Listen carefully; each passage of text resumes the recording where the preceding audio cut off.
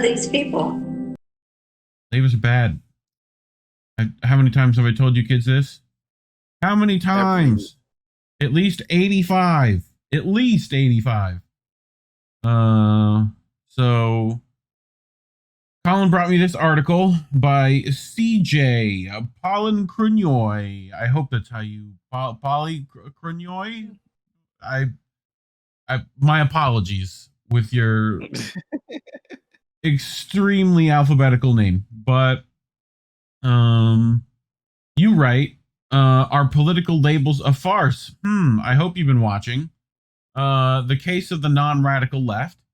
Radical social change does not take place on its own, and surely not without viable solutions to the very problems confronting contemporary capitalist societies. So, what does that sound like, Collin? I mean, just so far, I feel like he's been watching. You know, how many times have I? Don't rely on politicians to do the work for you. Yes, and Parties labels. Don't do shit. Labels are bad. Labels are bad. Staying independent is useful. So he writes, CJ, political labels more than any other time in the late modern history, which traditionally begins with the French Revolution of 1789, not only have lost their former relevance, but have become a poor substitute for critical thinking. Yes, thank you. Yes. Think, for instance, of Trump and his ilk when they attacked Democrats as communists and radical left-wing socialists, label Black Lives Matter as Marxists, and think the radical left in general with anarchism and looters with people who want to tear down our statues, erase our history, indoctrinate our children, or trample our freedoms. This is called, Collin, straw manning. Right, not even this. It's like, I think this is like the extreme case. Yes. But just normal people are either like a ride or die Democrat or a ride or die Republican. Like, they might know like either Trump or Biden, depending who it is. They know, oh, they're shit, but it's a team sport. So it's like, I have to hold my nose to vote for the person within my party that I'm affiliated with, no matter how bad they are, and hope to God that they actually do something. And then when they give you a crumb, that's worth celebrating. Well, it's the fact that it's such a fucking shit label. Like, they don't even realize that they're nowhere near communist. Nowhere near. Like, this is part of the problem. And I'm sure we're going to get to the other side. So, what's in a name? Let's talk about the radical left by explaining why it is in fact not radical and why it's failing to become relevant in today's capitalist environment. Let's talk specifically about Europe's radical left. Since we actually have radical left political policies across Europe, the United States doesn't even have a left-wing party, and what passes for radical left-wing economic agenda in the U.S., thanks to the contributions of Sanders and AOC, has been mainstream party agenda in Europe for several decades. In fact, rarely does one come... Go ahead. So, yeah, sorry, but if anything, they're more Sochdem. Yes. So... And that's not... And barely. And they're scratching at it. Right. And we've talked about how even with Soc Dems, there is a capitalist element to them. There has to be. So, no, we've talked about this on the show. Like, it's the idea of like, oh, you can have, like, look at... And how even that label is the Nordic terrible. countries like Sweden and Denmark, yeah, they have a lot of these socialist programs that... Yeah, but they're still exploitative of the global South. They still involve themselves in military actions. Right. Exactly. It's like where you have these socialist policies, someone is being exploited somewhere. So, which they don't talk about. No, at least in that sense. And it's because there's still capitalism involved. So, targeting a working class vote, Le Pen's far-right party promotes an anti-global... Wait, did I forget to... I think you're right, yeah. Yeah, will you pause me here? Yeah. In fact, rarely does one come across a far-right party in Europe that favors a free market economy. And many of them, such as Marine Le Pen's National Rally Party, favor essentially socialist economic policies. I mean, they say that about all the dictators over there, Putin especially, right? He's a fucking terrible right-wing dictator, right? Yeah, but they still have healthcare. They still have, like, you know what I mean? Like, they still have, they're like, he's a democratic socialist practically. You know, I think I've said these things.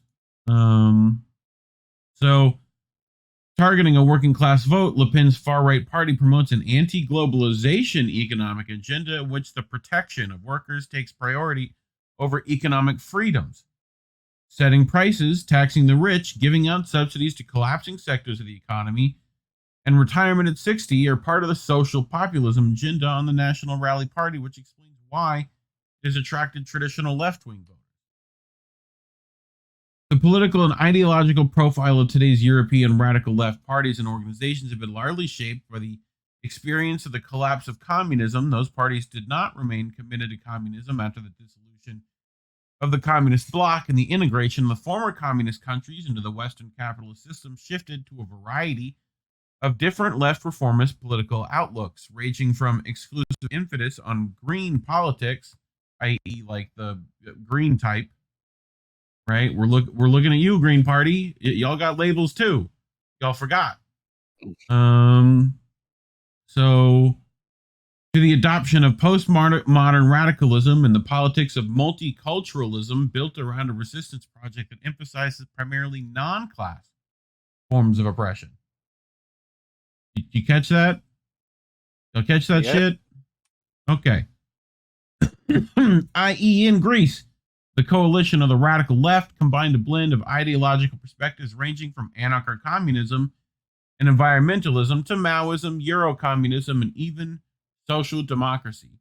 And tons of labels being put in here. Today's radical left parties in Europe represent what we might call left reformism.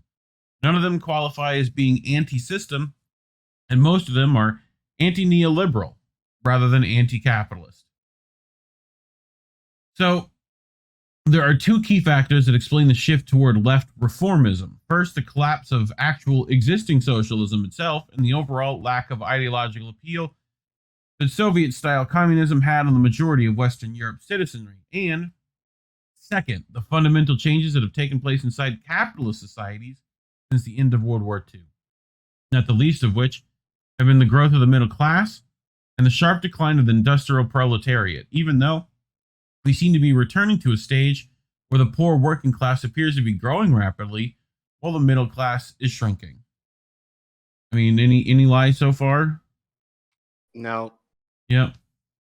There is a third factor, less frequently mentioned in explanations for the shift on the part of Europe's radical left-wing parties to left reformism, which is none other than the realization that revolution represents rare phenomena, while the few revolutions that succeed have taken place in the periphery of the global capital system. I mean, he's not wrong there either. Like, that should be happening on the edges of the capitalists. Oh, look, we get to Marx. All you theory bros are going to get excited. We're going to read some theory, you know? So Marx may have been right when he wrote in the Communist Manifesto that the proletarians have nothing to lose but their chains. But the Western proletariat, even before World War II, seems to have felt that it had much to lose by risking a socialist communist revolution. Fully aware of the fact that economic deprivation and political oppression could drive people into rebellion, the capitalist classes and their political representatives sought to prevent this scenario from happening by increasing the standard of living for working class people and providing some type of social security for them, as well as certain types of freedoms and individual rights. Bismarck's social welfare reforms in the 1880s were undertaken with the explicit aim of improving the position of German workers in order to keep socialism, communism, and radicalism at bay. In the United States in the yes, that was to directly combat communism. Finish. Yeah. So we'll just give you just enough.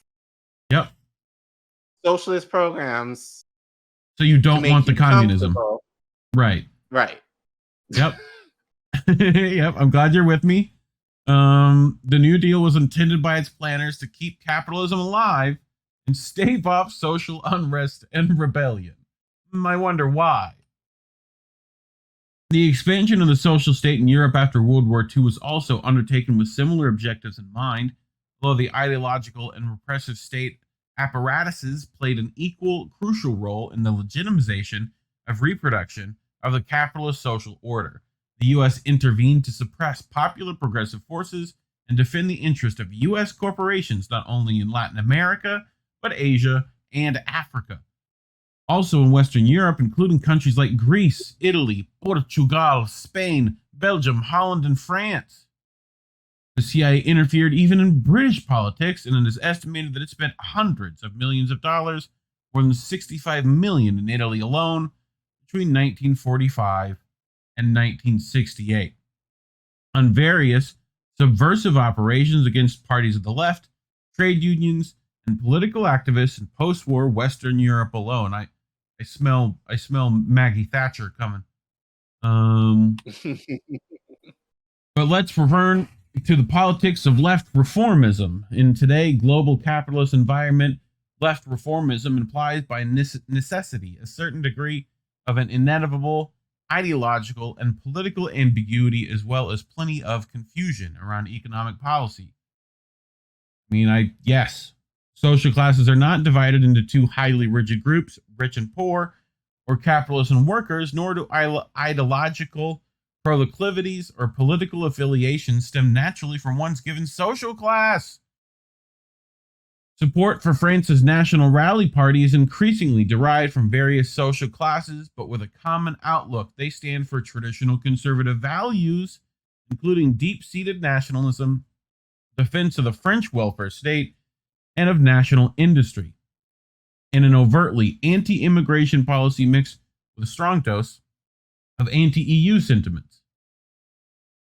If the multi-layered structure of social class and social stratification and the non-determined correspondence between ideological politics and class present an inherent problem for the radical left, so does the ever-increasing global character of capitalism, including the entire project of the EU.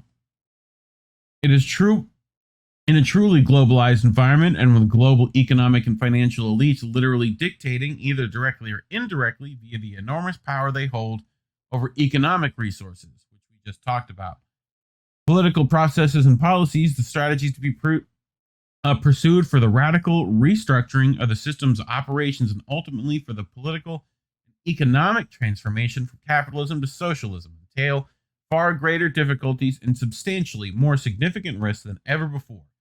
Indeed, as the current Eurozone regime demonstrates, even fairly capitalist-friendly policies that seek to provide a less extreme balance between capital and labor, such as those inspired by Keynesianism. You ever heard of that? No. Let's do a Google. Keynesianism definition. Keynesianism. Keynesianism, as in Kinsey. Which means the Keynesian economics are the values, macroeconomic theories, and models of how aggregate demand strongly influences economic output and inflation. In the Keynesian view, aggregate demand did not necessarily equal the productive capacity of the economy. John Maynard Keynes. Is like basic economics, right? It's like that, and then like Ayn Rand's favorite on the other side. So have become extremely difficult to implement. The balance of power shifted so overwhelmingly to capital that perhaps nothing short of massive popular rebellions might work in order to change the system. That, however, just isn't in the cards in today's Europe for all the reasons mentioned above. The ambiguity on the part of the radical left project as to the task of reforming or transforming capitalism, cough unions cough, capitalism isn't of course merely because of the greater challenges that global capitalism poses to these undertaking, but also because of a rather serious gap in the political economy spectrum. To put the matter bluntly, while Marxists and leftist theoreticians have made huge progress toward our understanding of capitalism as a socio-economic system, contributions to the literature on the political economy of alternative economic systems remains a rather underdeveloped area of study. With our understanding of the economics of socialism, growth, efficiency, distribution, and even the relationship of socialism and the regulation of social relations by markets being scant at best. Little wonder then why there are so few, and far in between, fully fledged alternative versions of why the radical left has failed to become a politically relevant on the European political scene since the collapse of communism. Notions like cooperation, equality, and participatory and radical democracy, ideas which, shockingly enough, are rarely raised or explored by the intellectuals of the parties of the radical left in Europe, are in urgent need of discussion and elaboration if the hope is to make inroads on the project of envisioning and working toward building a new social order with mass support. Likewise, issues such as the fit between immigration and the domestic economy, an issue which again the radical left appears simply incapable or unwilling to address beyond vague humanistic proclamations, thereby allowing right-wing and far-right parties in Europe to gain popular support at its expense. The balance between environmental protection and growth, public employment schemes for tackling the massive problem of unemployment, and alternative forms of ownership and means of production need to be addressed and raised to the highest level of public awareness for the successful transformation of capitalism into a more humane and just social order. Undoubtedly, this is a tall order, but radical social change does not take place on its own, and surely not without viable solutions to the very problems confronting contemporary capitalist societies. Indeed, in a way, what distinguishes the old communist left from the non-radical left of today is that at least the Bolsheviks in Russia had a plan. So, dude's coming at you. He's putting it to you. I'm sure people have answers for this guy, but you know, he is right that that's not being talked about. You know, like so. And it's mainly because the labels, this is why labels are bad. The minute you start bringing those theories with labels is the problem. Just bring the theories. Like, talk about how to fix it. Right. You know? So we try to do that here, clearly. We also try to, if you're running off bunk data and you can't see what's actually happening, you're going to make terrible decisions either way. So we also try to do a bit of that, but yeah. Any questions, Care Bear? Thoughts? No, I mean, it kind of gives a very... there's a lot there, and I think it's interesting that CJ uses Europe kind of as the basis there. I think it makes sense because there's a lot more range in parties in Europe generally. But, you know, it's the idea of... I just hate the fact that ideas are kind of associated with parties. Right. And just make it very cookie cutter in terms of like you're almost restricted. Like, if you're a Democrat, you're restricted to think or believe in certain ideas. And then if you're a Republican, it's the same thing. And like, if you're green, it's one thing. And it's like, and I think for me, kind of navigating among people who are very much, as I said, ride or die, more or less ride or die Democrat, surprisingly, they can't seem to be like, they don't get me, you know, in terms of what I say, and kind of that might be very counter or maybe even left to what they're thinking. But even among, but I think it's kind of weird because even like among Republicans, generally, they seem to get where I'm coming from, depending who I'm talking to. But, you know, it's just focus on the idea, not on the party. Yeah. Because the parties then in themselves are shit. Because as he said, it doesn't allow you not only critically think, but also to think outside the box. And I think it's the idea, like, especially in the Democratic Party, for what I think just more within the last few decades, that the idea of crumbs and just getting a few things at a time, instead of really countering and really getting the grand prize in policy seems to be like the norm, right? Which is something I don't accept at all. It's the idea of no, you shoot for the stars when it comes to policy, and then where you land, that's where you land. But don't start from the compromised position and then work your way backwards, and then whatever you get out of it, you consider it a win.